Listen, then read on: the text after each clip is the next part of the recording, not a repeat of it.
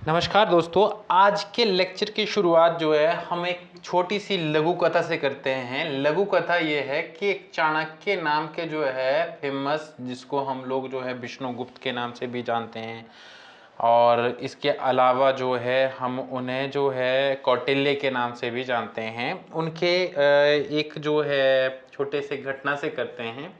एक नंद वंश के जो है बहुत ही खूंखार प्रतापी राजा जो है वो होते हैं धनानंद जी, और उसमें जो है वो चाणक्य जी जाते हैं उनके दरबार के अंदर, और वहाँ बहुत अपमानित करके जो है उनको जो है राज्य से बाहर करते हैं धनानंद जी। और फिर उसके पश्चात जो है ये चाणक्य जो है एक बालक को ट्रेन करते हैं, और वही बालक आगे चल करके जो है चंद्रगुप्त मौर्य के नाम से फेमस होता है। और ये वही मौर्य है जिन्होंने भारत के अंदर जो है एक महान सम्राट के रूप में जो है ख्याति प्राप्त करी। और लगभग इसी के वंश के अंदर आगे जब अशोक जी आते हैं तो महाराजा अशोक, तो आप जो है वो एक युग परिवर्तनकारी घटना के रूप में जो है वो इसको देखते हैं। और ये बात हो रही है बीसी पूर्व की, ठीक है, बिफोर क्राइस्ट जो है, जैसे हम ईस्वी पूर्व की इसकी पूर्व की बात कर रहे हैं इसमें। देखिए होता क्या है कि जब जो है अगर आप ठान लें तो मतलब कुछ भी असंभव नहीं है। अगर आपने एंशियंट हिस्ट्री को ढंग से पढ़ा तो आप जानते होंगे कि मगध नाम का जो एक एम्पायर हुआ करता था, बहुत बड़ा एम्पायर था, और उसी के ऊपर आसीन थे आपके धनानंद जी, ठीक है। अब धनानंद से लड़ने वाला एक इंसान जिसके पास सिर्फ उसका धन है, धन जो है वो उसके दिमाग के अंदर है, जो उसकी विद्या है, बाकी धन के नाम पे उसके पास कुछ नहीं है, ना सेना है और ना कुछ और है। तो सोचो कि किस तरह से एक तीक्ष्ण बुद्धि से और किस तरीके से जो है वो इंसान जो राजा नहीं होता है, पर वो एक राजा को हटा करके जो है एक नए राजा का जो है वो राज्याभिषेक कराता है, और उसके पश्चात भी ना सिर्फ जो है मगध पर शासन करता बल्कि पूरे भारत वर्ष पर, अखंड भारत पर उसका तक उसका जो है क्या जाता है कि सीमाएं जाती है। क्लियर। अब जो है वो एक दृढ़ इच्छा शक्ति, और वो होता है एक विद्या का प्रताप, जिसके लिए मैं आपको हमेशा बोलता हूँ कि प्लीज़ आप जो है वो पढ़िए। और आपको पढ़ना चाहिए, जीवनियाँ पढ़ना चाहिए, ऑटोबायोग्राफीज पढ़नी चाहिए, बायोग्राफीज पढ़नी चाहिए, जिससे आपके बहुत सारे कंसेप्ट जो है, कंसेप्चुअल क्लियरिटीज जो है वो क्लियरिटी जो है वो होगी। नाउ वापिस आते हैं अपनी स्टोरी के ऊपर। मैंने कहा कि उन्होंने क्या किया, किस तरीके से वो जो है उनको बदनाम किया और जो है बाहर निकाला। अब हम लोग उसी की कथा को आगे पढ़ते हैं। मौर्य साम्राज्य और मौर्य का उदय जो है वो नंद शासकों में से अंतिम शासक थे धनानंदा। उन अपने जो है दमनकारी कर शासन के कारण, दमनकारी जो है उनका शासन था, और उसके जो कर थे उसके कारण अत्यधिक अलोकप्रिय थे अपने राज्य के अंदर। इसके अलावा अलेक्जेंडर के उत्तरी पश्चिमी जो है भारत पर आक्रमण के बाद उस क्षेत्र को जो है विदेशी शक्तियों से बहुत अशांति का सामना करना पड़ा। इसमें से कुछ क्षेत्र सेल्यूकस निकेटर प्रथम द्वारा स्थापित सेल्यूसिड राजवंश के शासन के अंतर्गत आए। वे सिकंदर महान के सेनापतियों में से एक था। देखो ये वो इरा है जब सिकंदर महान भी जो है वो विश्व विजय की कामना के लिए निकला हुआ था। अब जो है आप कथा तो ये भी आती है कि चंद्रगुप्त मौर्य और जो है आपके धनानंद जो ये कौटिल्य थे, चाणक्य जी, ये मिले भी थे किससे, अलेक्जेंडर से, मतलब ये सिकंदर से। पर वहाँ पर जो है उन्होंने कुछ तो बोलते हैं कि उन्होंने ऐसी अफवाहें फैलाई कि यहाँ कुछ रोगग्रस्त क्षेत्र है। कुछ का कहना है कि उन्होंने जो है बहुत बढ़ा चढ़ाकर ये बोला कि वहाँ पे जो है धनानंद की इतनी सेना है। तो मतलब एक अलग अलग दंत कथाएं हैं, उसके कोई प्रमाण मिलते नहीं है, पर ना ही ये जो है परिणाम प्रत्यक्ष तौर पर मिलता है कि चंद्रगुप्त मौर्य थे वो मिले थे किससे, आपके सिकंदर से, ठीक है। खैर ये बात इतनी महत्वपूर्ण नहीं है। महत्वपूर्ण ये है कि चंद्रगुप्त मौर्य जो है वो कौटिल्य जी की मदद से जो है वो एक बहुत बड़े राज्य की जो है वो स्थापना करते हैं 321 ईसा पूर्व, और उसी को हम लोग जो है मौर्य शासन के नाम से जानते हैं, मौर्य साम्राज्य के नाम से जानते हैं। ठीक है, मौर्य का जो संस्थापक है, इसकी कहानी तो हो गई पूरी हमारी आज की। चंद्रगुप्त की उत्पत्ति रहस्य में डूबी हुई है। यूनानी स्रोत जो सबसे पुराने हैं उन्हें गैर योद्धा वंश का बताते हैं। हिंदू सूत्रों का ये भी कहना है कि वे एक विनम्र जन्म, संभवतः शूद्र महिला से पैदा हुआ, कौटिल्य का छात्र था। मैंने कहा कि कौटिल्य का छात्र था, यहाँ पे ये चीज़ प्रमाणित हो रही है। अधिकांश बौद्ध स्रोत कहते हैं कि वो क्षत्रिय था। ठीक है, और जैसे जिस ग्रंथ के बारे में जो जो कहा जाता है, जो ग्रंथ होते हैं, मैंने कहा हर चीज़ दुनिया के अंदर जो है वो कन्फर्मेशन बाइसनेस का जो है वो बाइस का कन्फर्मेशन बाइस का शिकार होती है। ये भी उसमें से जो है वो बचे नहीं हैं। ओके डियर फ्रेंड्स, तो ये जो है वो अपनी कन्फर्मेशन बाइस के अनुसार जो है वो चीज़ों को लिखते हैं।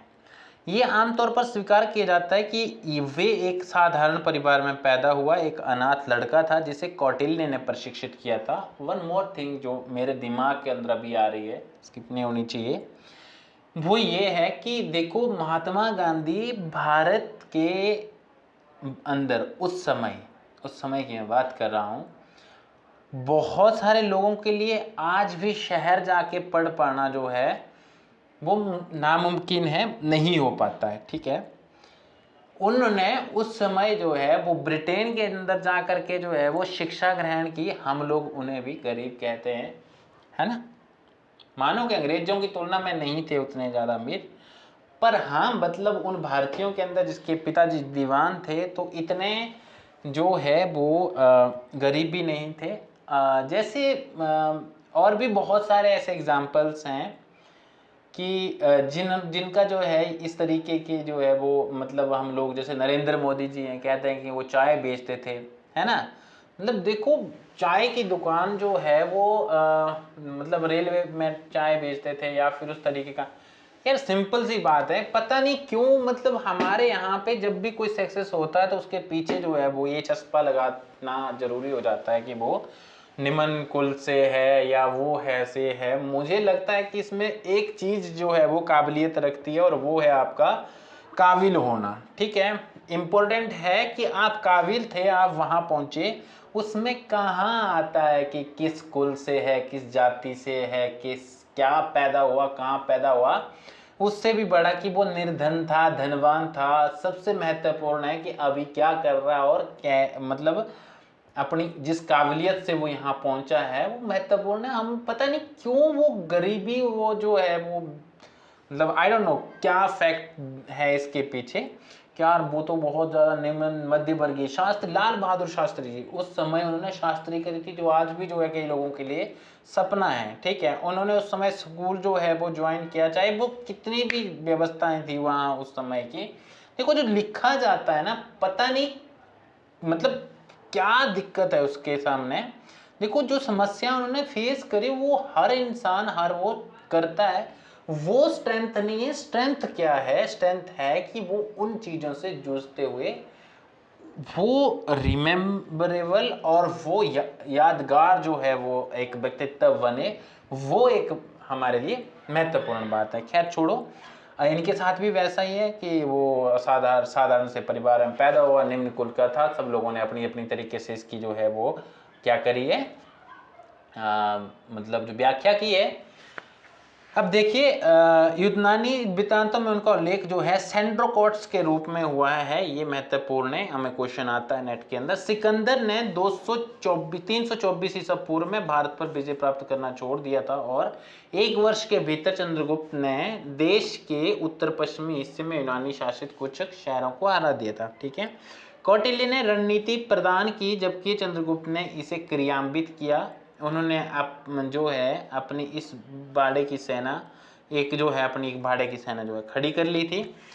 फिर वे पूर्व की ओर मगध की ओर चले, फिर वे पूर्व की ओर चले, है ना, मगध की ओर चले थे क्योंकि अंतिम रूप से किससे युद्ध करवाना था? कौटिल्य को धनानंद से बदला लेना था। ठीक बात। नाउ अब जो है हम ये देखते हैं कि जो 305 ईस्वी में जो है वो सेल्यूकस निकेटर के साथ जो है ये हरा दिया है, इसमें हम लोगों ने नहीं घुसना है, ठीक है। 305 ईसा पूर्व उन्होंने सेल्यूकस निकेटर के साथ एक संधि की जिसमें चंद्रगुप्त मौर्य ने बलूचिस्तान, पूर्वी अफगानिस्तान, सिंधु के पश्चिम का क्षेत्र हासिल कर लिया, जिसे जेड्रोसिया, अराकोसिया और आज का जो काबुल कंदार जो है उस वो जो क्षेत्र है बलूचिस्तान का, अफगानिस्तान का, वो प्राप्त कर लिया था। ठीक बात। एक जो है जब यहाँ पर जो है सेल्यूकस निकेटर जो है ये सिकंदर का जो है सेनापति था, और उस समय जब ये हार कर वापिस गए थे तो उसके पश्चात इसने फिर से आक्रमण किया, और जब ये आक्रमण करता है तो उसमें वो हार जाता है, ठीक है। और वो अपने साथ 2-4 लोगों को और लाया था, वो भी शासक हार गए। इसके पश्चात इसने क्या किया, जब इसको वापिस लाया गया, कहाँ पे, मगध के अंदर लाया गया पकड़ करके, तो कहते हैं कि चाणक्य के साथ इनका जो है वो वार्तालाप हुआ, और चाणक्य ने इनको कहा कि आपकी पुत्री हेलेना जो है वो शादी करना चाहती है, प्रेम करती है, किससे, चंद्रगुप्त मौर्य से, और ये दोनों देशों की शांति के लिए बहुत जो है महत्वपूर्ण होगा, और मैं आपको भीख नहीं दे रहा हूँ, मतलब दान जो है ये भीख नहीं दे रहा हूँ जीवन की, मैं चाहता हूँ कि हमने आपको शत्रु नहीं माना, आप इनने बार बार आक्रमण किया है, तो हम आपसे पहले ही मित्रता चाहते थे। तो उन्होंने कहा कि ठीक है, आप हमें 500 हाथी दे दो, और हम आपको जो है वो अफगानिस्तान का क्षेत्र और पाकिस्तान का जो क्षेत्र है वो दान में, मतलब दहेज में दे देंगे। साथ ही इन्होंने जो है एक गुप्तचर जो है वो, गुप्तचर ने एक दरबारी भेजा, कौन, क्या नाम था उनका, मैक्सथनीज, ठीक है। मैक्सथनीज की पुस्तक का नाम इंडिका है, और जो है इस तरीके से इन दोनों का विवाह संपन्न होता है। पुरोहितों ने बहुत विरोध किया, पर चाणक्य जो थे वो चाणक्य थे, और उनके तर्कों के सामने वो नहीं टिक सके, उसका वृत्तांत फिर कभी, और ये इस तरीके से ये विवाह संपन्न होता है, ओके। और उसके पश्चात जो है आपको पता ही है कि वर्णशंकर अगर होते ही तो देखो अशोक और जो है बिंदुसार जैसे पुत्र आगे उनके जो है प्रभावशाली पैदा हुए, तो किस तरीके से चाणक्य ने भी जो है वो विजातीय विवाह का समर्थन किया था। चंद्रगुप्त ने विस्तार की नीति का नेतृत्व किया, और कलिंग और सुदूर दक्षिण जैसे कुछ स्थानों को छोड़कर लगभग पूरे वर्तमान भारत को एक नियंत्रण में ले लिया। उसका शासनकाल 221 ईस्वी पूर्व से लेकर 297 ईस्वी पूर्व तक चला, और उसने अपना सिंहासन जो है वो अपने बेटे के पक्ष में त्याग दिया, बिंदुसार के। अब आप यहाँ देखोगे कि सत्ता का जो हस्तांतरण है ना वो शांतिपूर्वक हो रहा है दोस्तों, ठीक है। इससे पहले शांतिपूर्वक नहीं था, आप आगे भी शांतिपूर्वक जो है नहीं देखेंगे। यहाँ पे ये छोड़ जाता है, और जैन भिक्षु भद्रवाह के साथ जो है, भद्रवाह के साथ चला जाता है कर्नाटका में, और वहाँ पे जो है वो संलेखना विधि द्वारा जो है श्रवणबेला गोला पर्वत पर जो है श्रवणबेला बेल गोला में जो है वो जैन परंपरा के अनुसार संलेखना पद्धति के अनुसार खुद को भूखा रख कर जो है वो आत्महत्या कर लेता, मर जाता है। कौन? चंद्रगुप्त मौर्य, ठीक है। अब जो है दूसरा शासक बनता है आपका चंद्रगुप्त मौर्य का पुत्र, चंद्रगुप्त मौर्य का पुत्र का नाम है बिंदुसार। बिंदुसार जो है वो 73 तक शासक रहता है। ग्रीक स्रोतों में उसे अमित्रघात, दुश्मनों का हत्यार, और अमित्रोचेटस कहा है। ये दोनों क्वेश्चन नेट के अंदर आए हुए थे। डेमाचस उसके जो है दरबार में यूनानी राजदूत था, उसने अपने पुत्र जो है अशोक को उज्जैन का राज्यपाल नियुक्त किया था, और अपना जो साम्राज्य है वो मैसूर तक बढ़ाया था, ठीक है। अब जो है हम इसके पश्चात, जैसे अशोक के बारे में हमने बहुत सी इंफॉर्मेशन जो है गैदर करी है ऑलरेडी, तो अब हम जो है चाणक्य के बारे में थोड़ी सी जानकारी देखते हैं। चाणक्य एक शिक्षक थे, मुख्यमंत्री भी थे। वे एक तक्षशिला में शिक्षक और विद्वान थे, नाम विष्णुगुप्त था, और कौटिल्य के नाम से भी जाने जाते थे। बिंदुसार के दरबार में मंत्री भी उनके दरबार में भी मंत्री बने थे, क्योंकि उनके पिताजी को उन्होंने शासन दिलाया था। उन्होंने नंद सिंहासन पर कब्जा करने और अपने छात्र चंद्रगुप्त मौर्य के माध्यम से साम्राज्य के उदय के पीछे मास्टर रणनीतिकार जो है होने का मान के चलो, आज के समय में अमित शाह जो है वो, ठीक है। उन्होंने अर्थशास्त्र लिखा, जो शासन कला, अर्थशास्त्र और सैन्य रणनीति का एक ग्रंथ है। 12वीं शताब्दी में गायब हो जाने के बाद 1905 में आर्यसमाजशास्त्री जो है द्वारा अर्थशास्त्र को फिर से खोजा गया, मतलब ये गायब हो गया था, फिर दोबारा लिखा गया है। और उसके जो है कार्य में 15 पुस्तकों 180 अध्याय, मुख्य विषय को विभाजित किया गया। राजा, मंत्रिपरिषद, सरकार के विभाग, सिविल और आपराधिक कानून, युद्ध कूटनीति, ठीक है। और इसमें जो है डिफरेंट डिफरेंट चीज़ों की जो है बात की गई है। चाणक्य को इंडियन मैकियावेली भी कहा जाता है, तो ये बहुत महत्वपूर्ण है। उन्होंने 7 प्रकार की उस चीज़ की जो है वो 7 चीज़ों की बात करी थी। वो क्या क्या 7 जो है महत्वपूर्ण जो है वो थे, जैसे कि आपका दुर्ग हो गया, सेना हो गई, इस तरीके के कुछ जो है प्रमुख तत्व जो है वो बताए हैं किसी राज्य के चंद्रगुप्त मौर्य के द्वारा। 6 टाइप की जो सैन्य व्यवस्था है वो 6 टाइप की समितियों के अधीन थी मौर्यों की, जिसमें पैदल सेना, अश्व सेना, गज सेना और रथ सेना होती थी। और जो सैनिक प्रबंध का उच्च अधिकारी था उसको अनंतपाल कहा जाता था, ठीक है। मैक्सनीज के अनुसार जो है चंद्रगुप्त मौर्य की सेना में 6 लाख पैदल, 50,000 अश्वरोही और 9,000 हाथी तथा 800 रथ थे, मतलब घोड़े थे। और रथ थे, घोड़े नहीं। प्रांतीय प्रशासन के अंदर जो है इनका अलग सिस्टम है। 5 हो गई थी, ये अशोक के काल में हुई थी बाद में। नगर प्रशासन के लिए जो है मैक्सनीज ने कहा है, वही मैक्सनीज जो हेलेना के साथ उसका जो है वो दूत बनकर आया था सेल्यूकस का। 6 समितियों के अंदर विभाजित था। उन्होंने कहा कि प्रथम समिति जो औद्योग शिल्पों का निरीक्षण करती थी, द्वितीय समिति विदेशियों की देखरेख किया करती थी, तृतीय समिति जनगणना किया करती, चतुर्थ समिति व्यापार और वाणिज्य की व्यवस्था करती थी, पंचम समिति विक्रय की व्यवस्था निरीक्षण, और षष्ठ समिति जो विक्रय कर व्यवस्था की बात करती थी, ठीक है। तो ये चीजें हो गई जो महत्वपूर्ण मैंने आपको बताई, ठीक है। और ऊपर हम इन सब चीजों की चर्चा कर चुके हैं जो भी हमारे लिए महत्वपूर्ण था। और इसके अलावा जो है हम कुछ और चीज़ों को डिस्कस करेंगे इसी जो है सीरीज के अंदर। मौर्य सीरीज का दूसरा चैप्टर भी हम लोग ले आएंगे ताकि आपको भी जो है वो आसानी हो। बहुत सारे तथ्य जो है वो इसमें छूट गए हैं जिनका हम लोग नेक्स्ट उसमें, जैसे अशोक पूरा का पूरा बच गया है, उसमें हम लोगों ने सिर्फ क्या किए हैं उसके अभिलेख जो है वो डिस्कस कर रहे हैं। तो आज थोड़ी सी स्टोरी बताना था। एक स्टोरी मैं आपको और सुनाऊंगा। स्टोरी है हेलेना और जो है चंद्रगुप्त मौर्य की जब शादी होती है तो क्या वाद विवाद होता है और किस तरीके की चर्चा जो है वो दरबार में होती है और किस तरीके की चर्चा सेल्यूकस निकेटर के साथ होती है, उसके ऊपर बात करेंगे। किस तरीके से जो है पूर्व चिंतित होते हैं, गुप्तचर सिस्टम कितना स्ट्रॉन्ग था चंद्रगुप्त मौर्य का, और जस्ट उसकी वजह थे सिर्फ और सिर्फ आपके चाणक्य। तो थैंक यू सो मच, धन्यवाद। जय हिंद, जय भारत।